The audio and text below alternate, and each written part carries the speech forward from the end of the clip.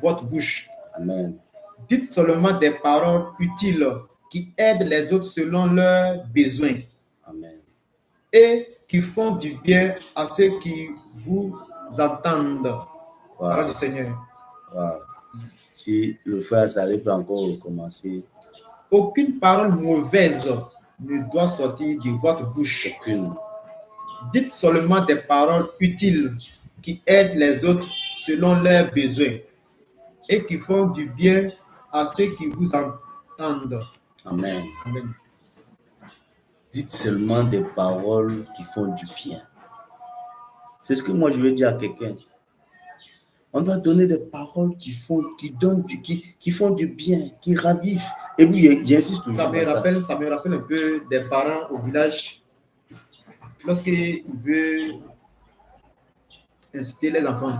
Tu es bête, tu es ci, tu es pas intelligent.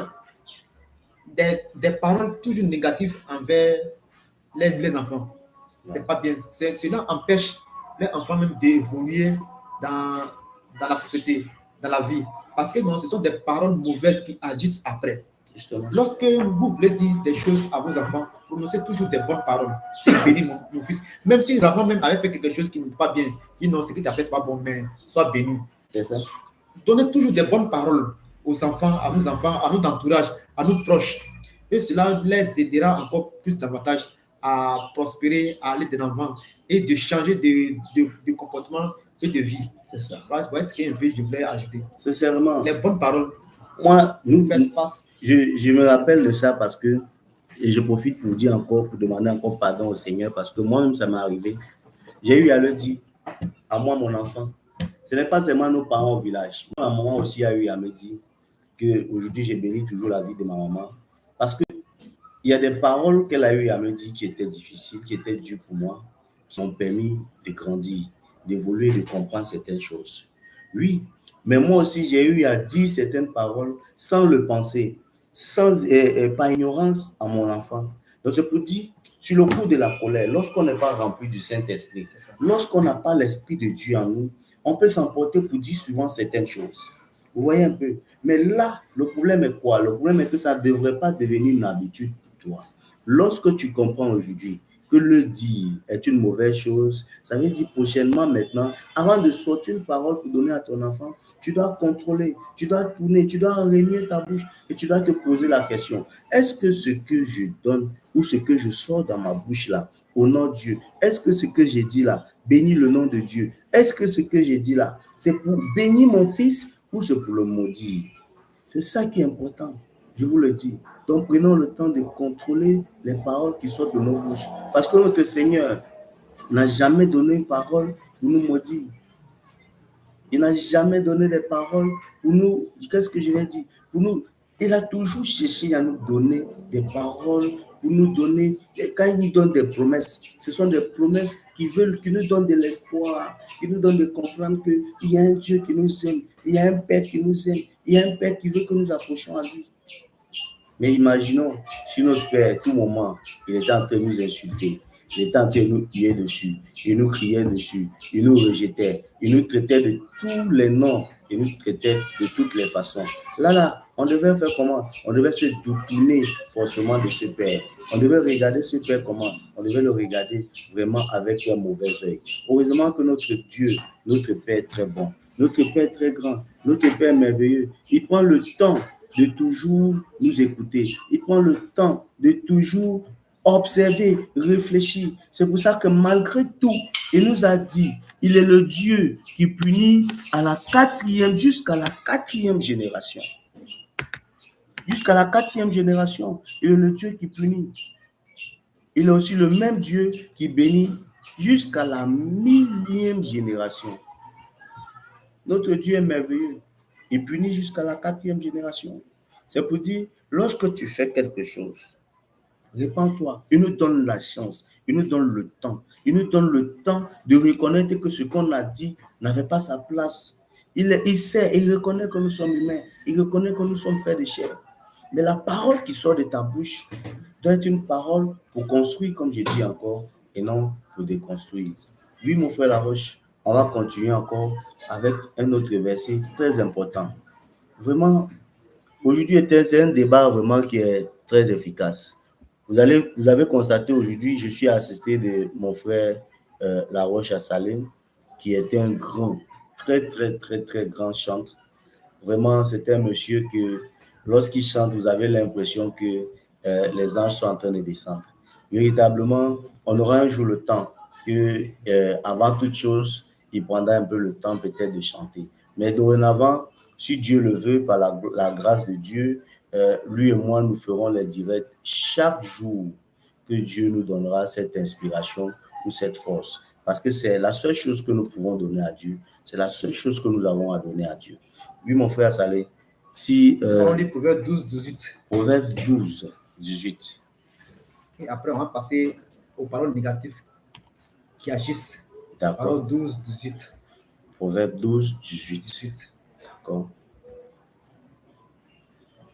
Qui nous dit, une personne qui dit n'importe quoi blesse comme une épée, mais celle qui parle avec sagesse apporte la guérison. Wow. Une personne qui dit n'importe quoi blesse comme une épée, Wow. mais celle qui parle avec sagesse apporte une guérison. Une personne qui parle, qui dit n'importe quoi, blesse comme une épée. Je ne sais pas si il y a des gens qui ont déjà vu l'épée.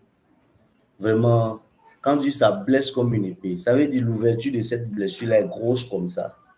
Elle est tellement profonde. Donc, ça veut dire la parole que tu as donnée a fendu la personne littéralement. A blessé la personne franchement. Maintenant, qu'est-ce qu'il faut?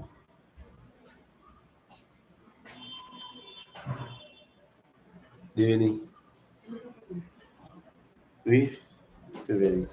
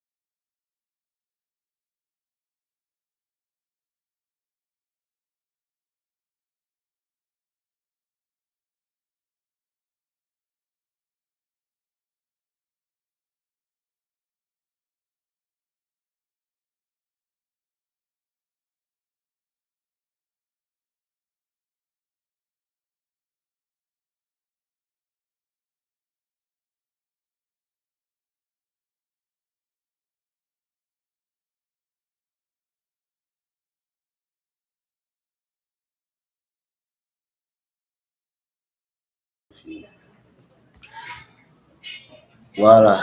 Donc, on va continuer.